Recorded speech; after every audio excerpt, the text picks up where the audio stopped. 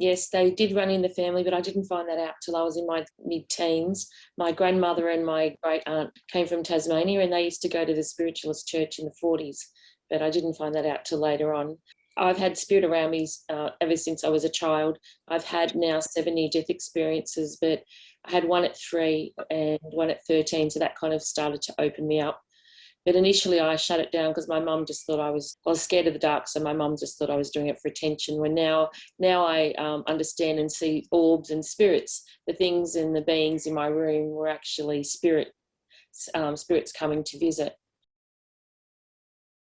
With the law enforcement, that was an interesting thing. The first case that I ever worked on was the backpacker murders. I'd had a miscarriage and I started to see things on the television because the backpacker murders, for any of you who don't know, is a very big case here in Australia. There was a lot of overseas backpackers, primarily from England and Europe, who went missing.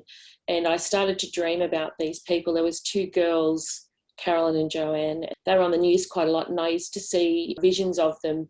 And then I'd go to bed and I'd actually become the victim, and I would see the murderer killing the girls, or I would actually be watching as though I was a witness, or I would be the girls being murdered. And at first it was very, very frightening, and I tried everything to shut it down. And after some time, I kind of realised I was picking up psychic impressions.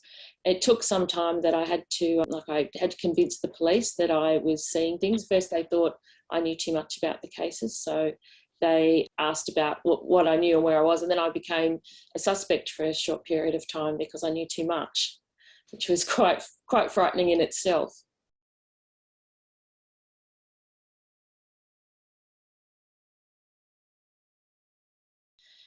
I worked for Fairfax Community Newspapers at the time, and we did a story about me, and they called me Julia, and then they asked me to pick a location where I thought the murderer came from. And when we did that, it was actually where Ivan Milat lived. And his girlfriend, Shalinda Hughes, rang the paper and wanted me to meet up with her. And from that point onwards, the police started taking me a bit more seriously. Plus, I started to see things about the case before it was on the news. I started to see what had happened to some of the other victims and locations of things where they were, and I could describe the murderer.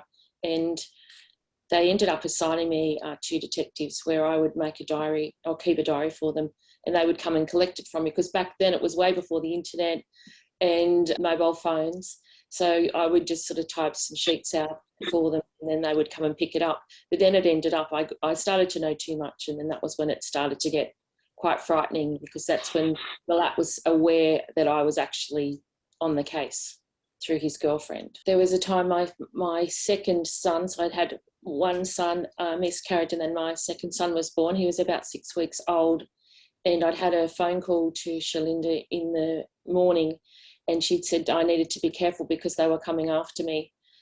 And then a fake electricity man came to my house and was hiding it, sort of came to the front door.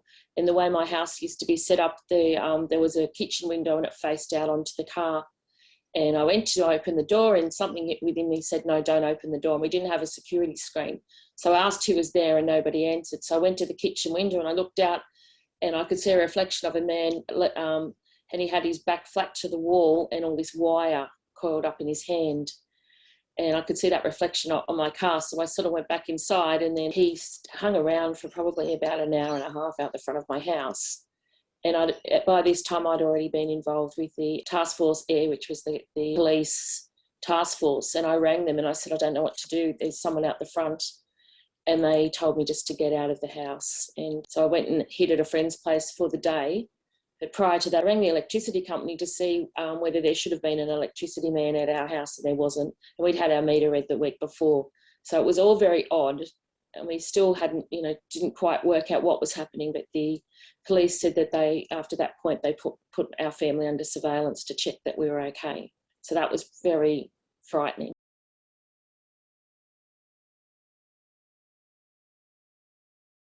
I think the best thing for the person to do is initially write everything down and bullet point the information that they're picking up.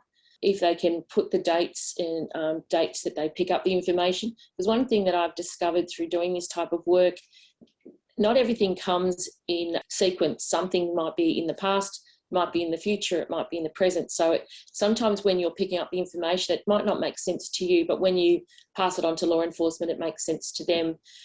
The other thing I think is it's hard because police are not always open for you to talk to them. That's the first thing. In Australia, they advise that you ring Crime Stoppers and give them the information. Mind you, I haven't found them to be particularly helpful, but I do find that that's probably the best way to go about it. You may wish to ask to talk to someone in charge of the case, but then again, sometimes then they will accuse you of being a suspect or the murderer. So it's a very fine line.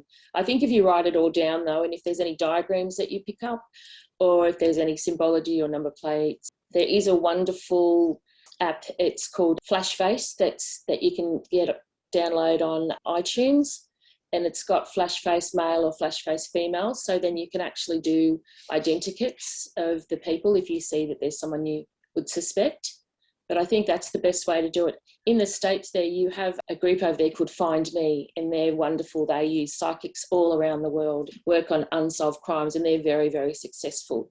So it might be worthwhile looking up that. I think it's findme.org now. It's a very, very useful tool, and they do have, once you join, there is a handbook that they will give you that you can download, and you can actually look at how to do things, and they will get psychics from all around the world to join in, and they'll give you coordinates, like GPS coordinates of where the person was last seen in a photograph, and maybe a missing poster, and you can work with that. So that might be something for you to look into if you're interested in assisting and helping others.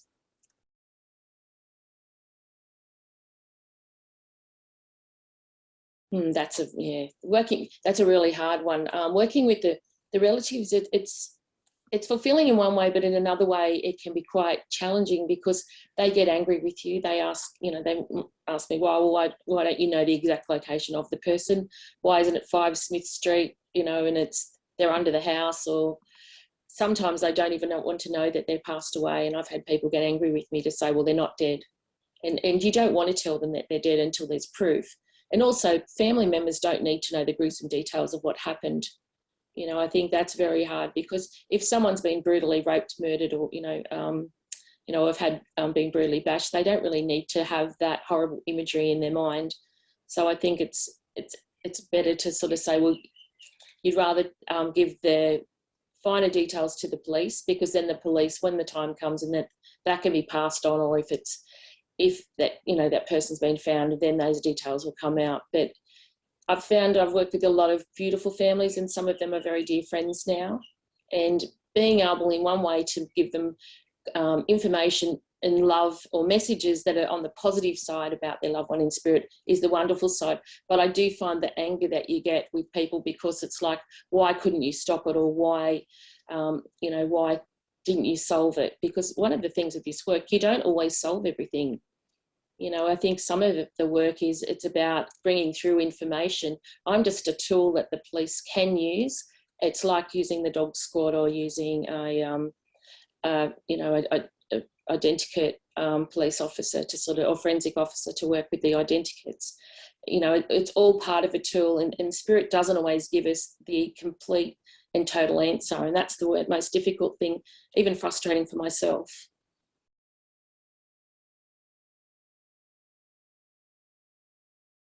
Yes, I have been called in to look for missing living people. Sometimes I think that can be a little bit harder, because the energy is different. When someone's in spirit, their energy is on a different kind of a level. And I do find it's easier to work back with somebody who has the body's been found, and then it's to try and find out who the perpetrator is, or to find out the information in between the murder or the disappearance to the body being located. It is a lot more difficult to work on missing people, because you're getting fractured information. Sometimes things will come through very clearly. To be honest, I've never found a body. I've found a lot of the information. I've done a lot of identikits with police. The Claremont serial killer, I did an identikit with him in 2008. And now that perpetrator has been arrested, and he looked exactly like the person that we did the drawing of. So yeah, it's kind of a difficult kind of situation to bring in this information. The artistic side's been helpful, because it does give you imagery, and I think a lot of people who work on the psychic side, we're very right-brained people, And I think when spirit comes through, I get things in quite different ways. So I might get symbology coming through. I might actually see the person with my eyes. And it helps when you've got to draw the information. That I find being a visual person makes it a lot easier. So that with the sight, with clairvoyance is visual. I am clairaudient, so I hear them as well, and I have clear sentience, so you feel it. But I do think when you have the visual side of it working, it's really very helpful, and especially when I use psychometry. So if I'm holding an item of a deceased person, we will be able to see images and then draw the symbols or draw maps and things like that to help with trying to locate information about the case. Oh, I think we can all learn it. The hardest part now is with COVID is about us being able to hold things anymore, and doing it safely. So that's been a really sort of challenging way of working the way that I used to, because normally I would see clients in person and I would hold a piece of jewelry. All right, you can do psychometry through photographs, which is another way, but yes, we all can learn to do psychometry. We just have to work out which way we do it. I mean, I'm sure many of you may have gone into an antique store or a second-hand store and picked something up or held it and then kind of felt an energy that goes with it. Or you might have gone to a location that's a haunted location. And when you go there, the imprint or the psychic energy of that place will imprint into the location, whether there was there might have been a battle in the past, or there may have been a murder, or it might just be a historical site where historical people may have lived. So psychometry is there, but psychometry is like soul measuring. So it's like you see through your hands. So I learnt to do it when I was in a learning circle very early on. I actually went to circle to shut my abilities down. I didn't want to know about it. I tried everything to get rid of it. And instead of getting rid of it, it actually opened up, and it's kind of like the door's open now and it won't shut down. So I use it to try and help other people. But I do feel we are all very psychic and we are all very gifted. It's a bit like a muscle. I call it our spiritual GPS. So, if we exercise our muscles get stronger, and they strengthen. We're not all going to be Olympic runners, but if we practice running, we can get faster. And it's a bit like working with the gift of psychometry. But for those of you who want to practice it, I mean, you may have some historical things or antique things that are passed through the family. And, I do teach people how to do it. I'm trying to work out a new way to do it over Zoom, which is going to be fun. But just holding something in your hand, shutting your eyes for a minute, and just even asking spirit to give you impressions. Like when you hold it, say you're holding a ring, okay, it's a ring. Is it made out of gold? Is it made out of silver? Or what stones are in there? But it's not always about what it looks like. It's how it feels. Does it feel right in your heart? Does it feel heavy? Does it feel cold? Does it feel sad? And, and sometimes the sadness could be the loss of a loved one, and that energy will come through that. So I find when you're doing this type of thing, having a notepad and writing down the impressions, it's also good if you're starting to practice doing it, to know the history of the item. So, say it's grandma's ring, it might be mum or dad's parent, asking them to help you with that, to tell you, once you've written it down, you want the history confirmed or the information confirmed about it. And with photographs, there's another way you can actually do psychometry. So I'm getting a photograph and just looking at the person, I always find that the eyes are the window to the soul. So when you look into the eyes, that's when you can start to see whether they're alive or whether they're past, or even feel that energy. Because sometimes, I can do a reading and that person will feel very lively to me and they'll feel alive even though they've passed away. So it depends on their energy, but sometimes they might look angry or they might look sad, or you might see that there was illness before they've passed. I find though, when I hold the jewelry, a lot of the time the person who belonged to it will start walking around the room with me. Like I have a case at the moment of a young man who went missing, and I have his necklace here at the moment, and he was getting a bit frustrated with me, and he decided to talk to my son yesterday. So I've done a lot of work on his case, but it's trying to get more information. But, from holding that, he could tell me where he was taken from, what happened to him. The worst part is we haven't located the body yet. And with COVID, that stopped us doing a lot of the things. I think practicing the psychometry, and the more you practice, the better you'll get. Yes, on many cases now, I have gone under hypnosis and I will become the victim. So I will allow myself to be the conduit for spirit to come through. And through doing that, the unfortunate thing is I will feel what's happened to them. So I will if they've been stabbed or strangled or, you know, however they've been murdered. And unfortunately, you know, sometimes if they've been raped, I've had the terrible experience of feeling that as well. So I think that's the hardest part. But I've decided that being able to allow spirit to come through me that way, it's afterwards, I don't feel the complete pain. I'm just aware of what's happened. And then afterwards it does, that information fades. But it's been very helpful to help, you know, to help with things. I do identikits from that, but through going under hypnosis, it helps you go into a deeper state. So it's like you're walking around at the location and you can describe things a lot better, you know. And when I do that, I can smell things, I can see things. Like there's a case that I'm working on at the moment, and one of the girls has been murdered. So I was recently up with the dog squad. We were pinpointing an area, not the dog squad, with the police so we could go up with the dog squad. So it's interesting. You go into hypnosis and you feel it all, but then to go on the location and actually identify those things, that there are rocks there, or there's water there, or that that you see that's where there's a sailing club, where the things that you wouldn't even know. So it does actually help that link and connection for you. And I think too, when you get that confirmation, it's good for the police to know that they know you're on the right track as well, because there's information that comes through that nobody would possibly know, you know, only if you were the murderer or the victim. But it's been hard, because I went under hypnosis with one case and I had to go undercover about 3 years ago with the police, and I had to sit with the murderer for about 3 hours with a recording device on me. And that was very frightening, because here he is sitting in front of me telling me things, and then, you know, and then hoping that I was going to be safe was the hardest part as well.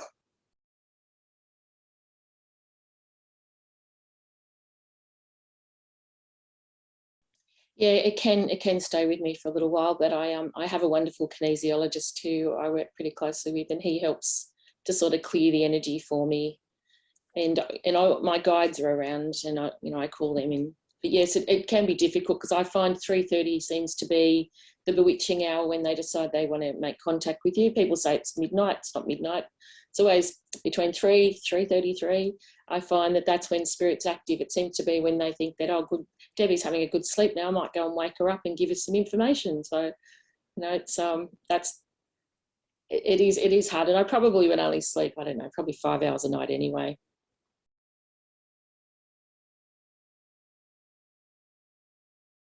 Yes, that's right. And I would use all of the psychic clairs. So I'm clairvoyant, clairsentient, so that's clear feeling. I have tinnitus in both ears, mainly it's louder in my right ear. That's clairaudience. I had a diving accident when I was younger, but that's the ear. My right ear is the main ear I hear spirit in.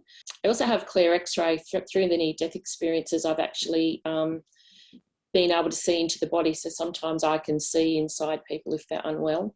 I don't ever propose that I'm a doctor, but if I see something, I will say to them, I think I'll ask them, you know, if the symptoms that are matching me, because I'll feel symptoms in my body as well.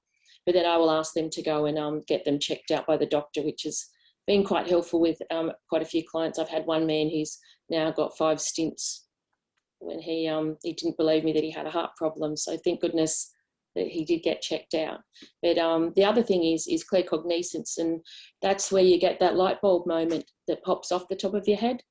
And there's you also smell things, and I think that's, and there's Claire Augustine where you can Augustine, sorry, where you actually taste things. So sometimes you might taste something in your mouth, whether or not you've something salty, say someone's in salt water, or it might be their favourite thing was chocolate, so you might taste things that way. Smell is one of the biggest ones too. So I will smell that they're near the ocean, or you might smell a perfume, or I might smell cetyl hairspray for, you know, for grandma's in spirit. So you will pick it up with all of those different senses. The thing is with this, if people don't have all of these senses activating at once, that doesn't mean that they're not picking up spirit properly. I mean, I think we all have our own way of working with spirit.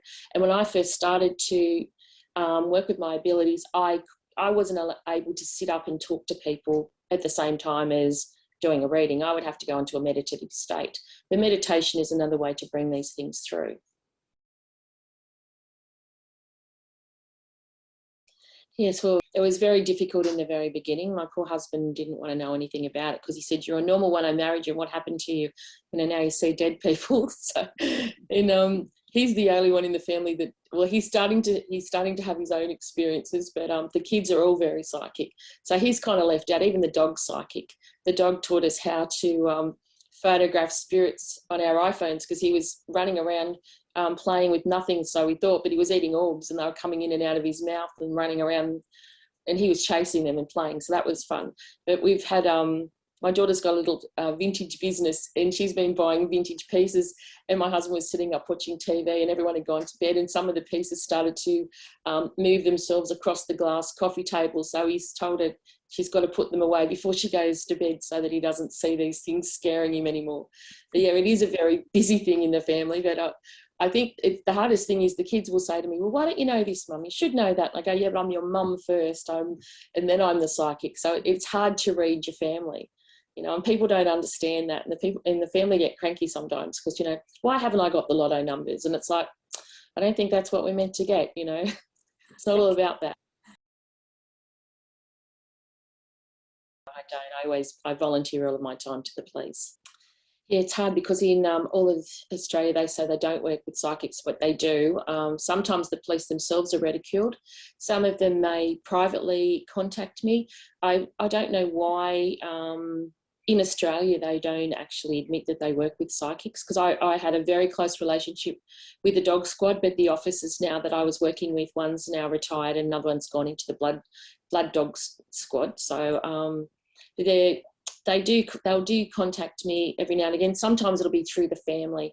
Like I said, there's a few cases at the moment that I'm working with, and I'm in negotiations with the missing persons unit of whether they want me to assist on other cases.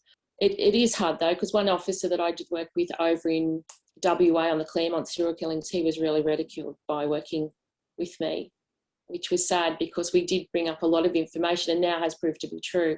So they themselves can get into trouble. So that's why it's not fair.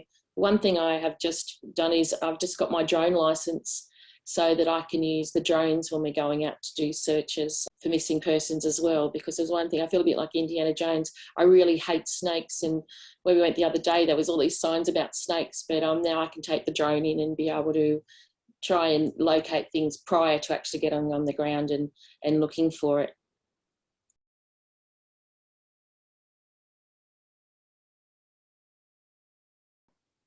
Yes, I do try to give information. The hardest part is not having law enforcement to work with.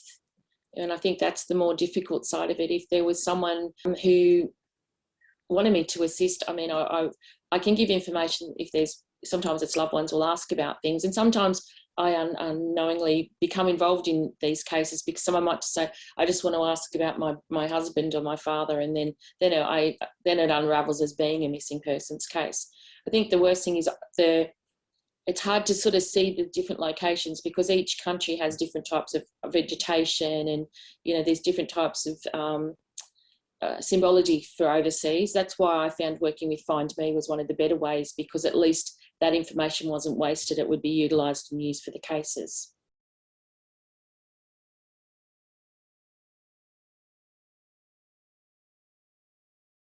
Yeah, I feel that day's coming, and I have heard in England, in America, it's much, much more acceptable, and it's already happening, which is wonderful.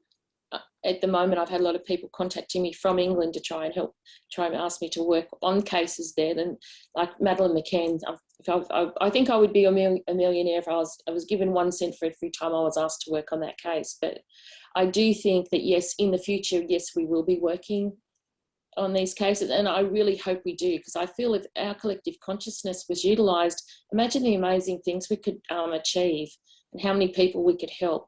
I think that would be so wonderful. It's just, I don't know, spirit time and earth time is so different. So I think the earth times are very slow compared to spirit. I feel spirit's up there saying, come on everybody, get it started. And I hope that one day we will. Yes, my first book is named Never Alone, and that book talks about how my journey began and how I started to work as a psychic medium and how the police thing started to come about. And the second book is called Clues from Beyond, and that's about a lot of the cases that I have worked on and about the adventures or misadventures that I've had along the way of working on the cases, and it sort of just talks about how things have come about. So it's sort of like a continuation, the second book, but it's more just crime. Fantastic, Debbie. Now we're going to have you back in a couple of weeks' time to talk about your work with the media and some of the adventures you've had with ghost hunting and working on media programs. Debbie was involved in something called Sensing Murder, which was a fascinating experiment, and we'll talk to that. But I'm just going to ask Tricia Robertson to come in on this, because Tricia is a psychic investigator for the SPR in Scotland, and she has been involved in a couple of things, and she's got a couple of questions for you. Debbie, are you always emotionally involved, or can you look at it like watching a movie sometimes, or is it always that dreadful emotion that you have to suffer? Sometimes it is like watching a movie. So yes, I'm more thankful when it comes through that way. Yeah, I'm sure that would be much better. Yes. My other question was, can you tell us about one of the cases from start to finish? But I think you've pretty well covered that. The other thing was, you said you had some near-death experiences. Can you tell us about that? Yes, I had a near-death experience at 3. I had bronchial pneumonia, and then at 13 I had to have my appendix out, and that was the first general anaesthetic that I had ever had, and my heart stopped, and then things started to change. I have to have an general anaesthetic on Thursday this week, and the doctor said, do you have any issues? And because when I have anaesthetics I go to the light, so he's a bit scared about what's going to happen with me. I told him I'm like a cat and I've got 9 lives, so hopefully I've got 2 left. But when I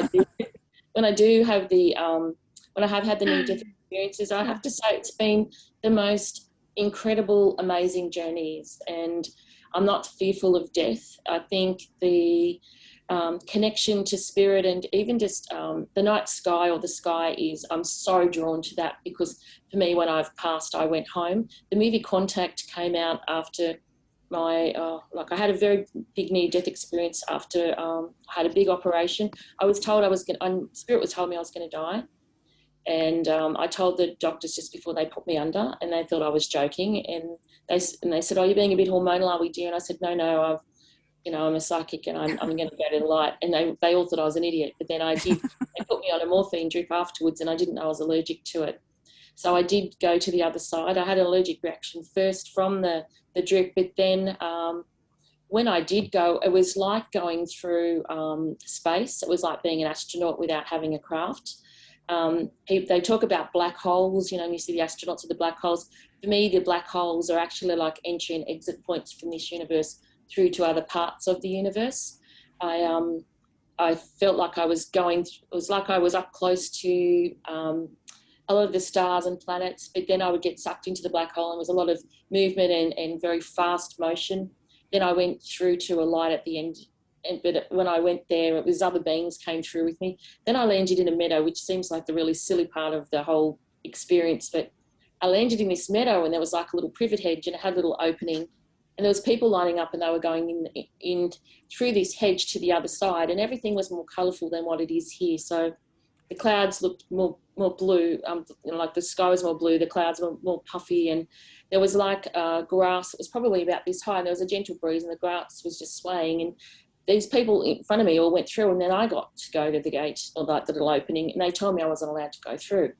And they said, "No, it's not your turn." And I didn't jump the queue, and I don't like when people jump in and I was in push in front. I said, "But I waited my turn, it's my time." And they said, no, you can't come. They made me turn around, and then I was up in the sky, and I looked down, and my husband was with my 3 children, and my daughter was in his arms. She was only 1.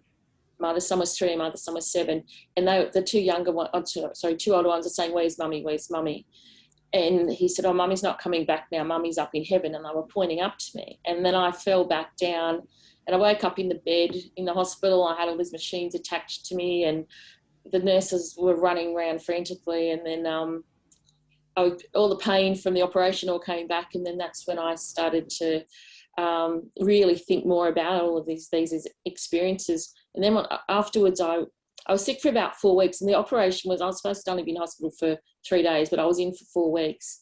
And when I came home, I couldn't sleep, and Contact, the movie, had come out, and I watched that. It was on a video, so that's how long ago that was. And when I watched that movie, that's what I saw.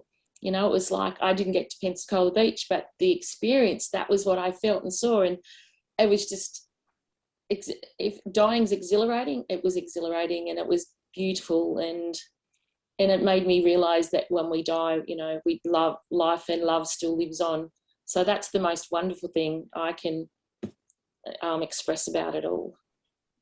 That's lovely. Do you feel ever that they feel remorse? The murderers?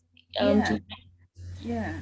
Sometimes they've been really quite horrible. I worked on a case of a young lady named Neve May, and I dreamt about her before she died. And I used to work on these haunted Sydney tours once every few months, and we'd drive around Sydney in a hearse, and we'd go to all these haunted locations, and I would have to do readings for all of the occupants in the hearse. So it's the only time I've been in a hearse where I got to sit up and be alive, so it was pretty cool. But after we finished one of the tours, I had a dream of a young lady in a hearse, like I was in the black hearse. Her name was Elvira, the hearse, and I was at the lights. There was a young lady in a car beside me in a hearse, but the didn't have a roof, which was unusual, but it gave me a very clear view of what she looked like. And then there was a man beside her with black hair, and I didn't like him. I wanted her to be away from him. And I woke up in the morning, and it was really vivid, and I thought, that's a bit silly. And then 2 weeks later on the news, there was a missing person meeting, and one of the detectives I'd worked with on the backpacker murders, he was in charge of the investigation. And what got my interest was, they said this young lady was last seen in a hearse, and which is unusual. Not a lot of hearses are driving around, you know, with the public without them being used for funeral parlours. And when I looked at the image of the girl, she was the girl in my dream. And then it ended up the man who was beside her was the murderer. And he had suicided 2 years after he killed her. So we had done some searching. I'd done some work for it, but I hadn't actually gone onto the location. And when the police finally got together, she went missing in a place named Tumut.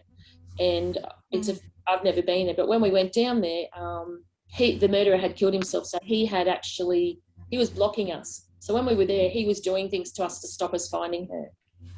So I had the victim with me trying to help me, and the murderer was there just trying to sabotage her because he wanted her to himself, because he was into devil worship and rather odd things. It was a very strange way of things to work out. Debbie, my question for you, you did mention that you had seen this person in a dream. Do your dreams often reveal this kind of information to you? Do you often work through your dreams? And could you give another example? Yes, the Claremont serial killings, it was a big case that was in the 80s of 3 girls that were murdered, brutally murdered. And one of the bodies hadn't been found, and I was actually really sick in bed with the flu. And then some friends said, I would like you to work on this case. And I probably got the clearest information ever on that case. And it was through when I was sick and going to bed, and I was seeing the girls I was seeing locations about where they were taken, and I kept seeing an arum lily, or some people might call them death lilies. Those white lilies, they've got sort of like the yellow stamen in the middle. I kept seeing this lily, and I didn't really understand what that meant.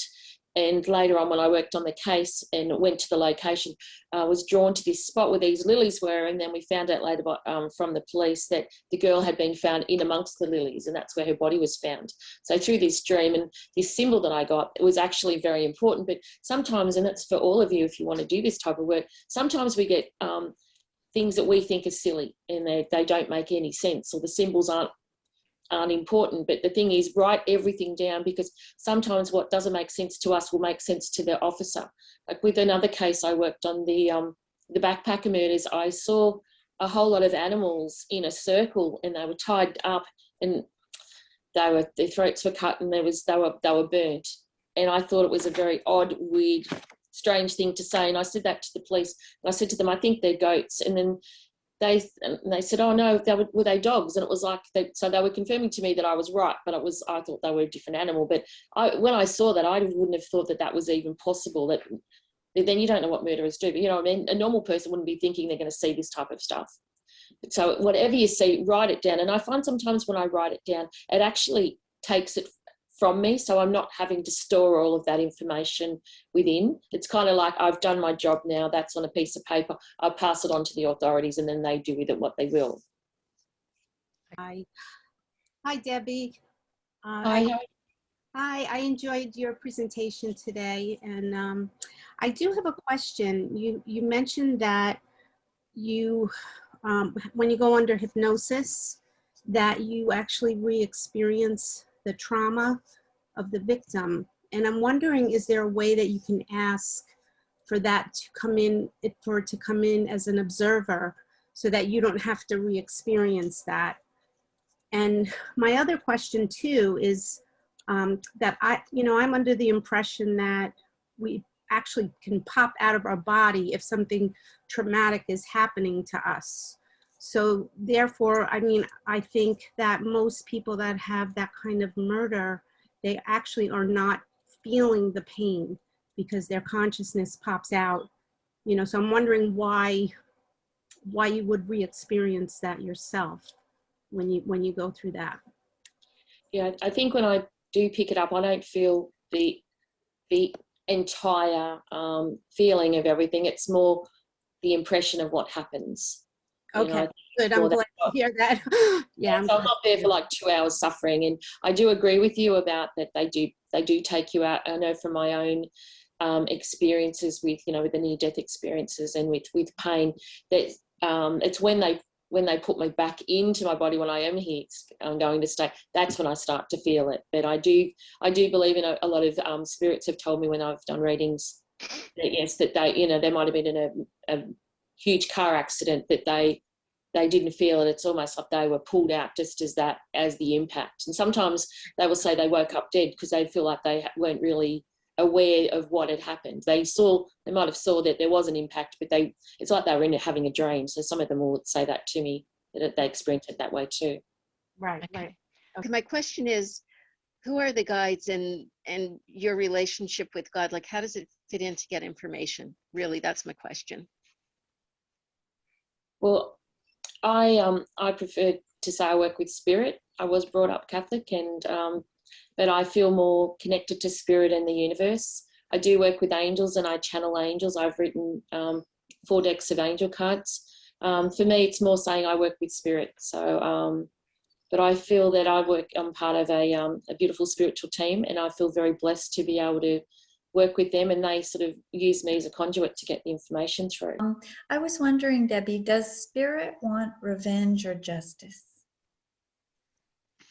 I feel spirit can get frustrated with the way things are, but I don't really feel that they want revenge. I feel anybody who, you know, even if you were a murderer, you do have the opportunity to go to spirit and to evolve on the other side and have lessons over there to, you know, and everybody is welcome to go there. But I do see that there's different levels, and I feel sometimes it's more people who feel they've done something wrong when they've passed, they don't necessarily feel they're allowed to go to spirit. So they may become self-imposed in their own purgatory or their own, for want of a better word, I think hell's too strong a word, but I think sometimes I feel spirit does want things to be righted, but I don't know, I haven't been over there long enough to, you know, to know everything, but I feel it's part of it is, it's, you know, it's about karma as well. Maybe we've chosen our time here on earth. I don't know that we necessarily choose to be murdered or, you know, to have bad things happen to us, but maybe we have chosen that we may leave this earth at a shorter period of time in life than others.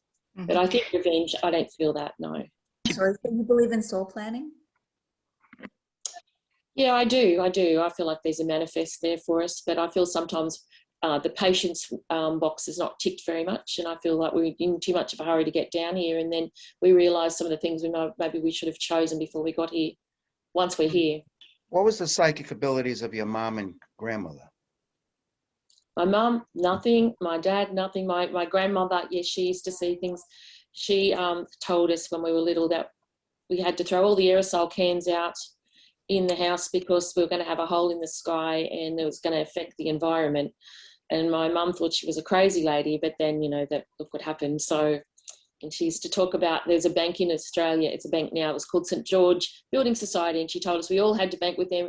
They're going to be one of the biggest banks in Australia. And my mum made us throw the money box out. We were not to listen to Nana, but they ended up being one of the biggest banks in Australia. So she came up with quite a few things. So who was or is your hypnotist? Now you might be under professional Oh no, Mary Rodwell. And yes, someone's got about the alien lady. Yes, that is Mary Rodwell. The website's as soon. She's absolutely incredible.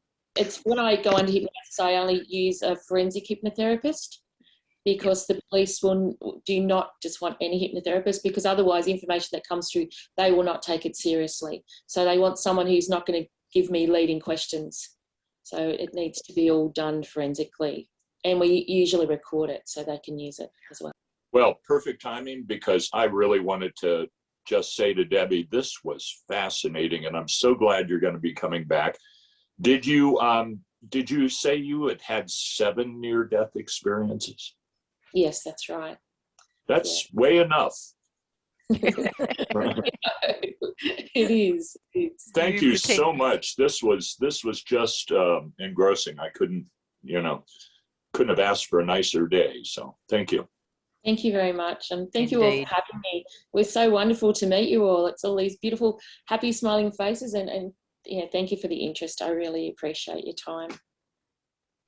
Debbie, tell us a little bit about your other books, because people, I'm sure we've got a lot of people here who are readers. Apart from your books about crime and the forensic books, you've written several other wonderful books. Would you like to tell us a little bit about them? Yes, I have one book called Awaken Your Psychic Abilities, and it goes through how to unlock our own psychic abilities. I actually wrote this book because initially when I started to learn, or to try and understand and learn how to work with spirit, there weren't any books. They were all called occult back then, and they were sort of hidden in the back part of the bookshop under the counter. And the Awaken Your Psychic Abilities books is based on the workshops that I do. So it takes you through the different psychic clairs and about white lighting and about protection and meditations, and talking about, and even dowsing. So it'll talk about, each chapter is all about each different gifts that we have. My other book is called Always With You, and it's about our loved ones and messages of some of the beautiful people I've met in spirit and their connections to their living loved ones on this side.